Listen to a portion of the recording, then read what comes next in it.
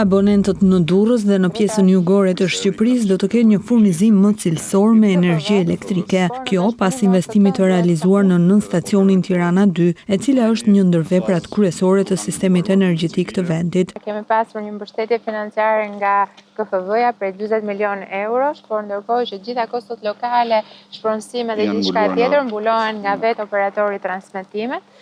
Për të ndërhyrë në këtë në stacion kaq të rëndësishëm, pra Tirana 2, i cili ofron energjinë jo vetëm për zonën e Durrësit, por për gjithë jugun perëndimor, le të themi.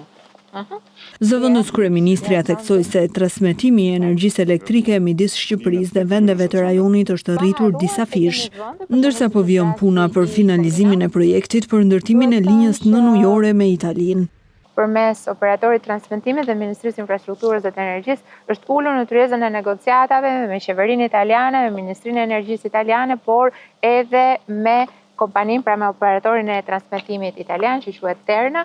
për të diskutuar edhe me një partner të tretë, faktikisht janë Emiratet e Bashkuara, për të diskutuar për ndërtimin e linjës nënujore direkt që do të lidhë Shqipërinë me brigjet italiane. Sigurisht, kjo është një punë kolosale që kërkon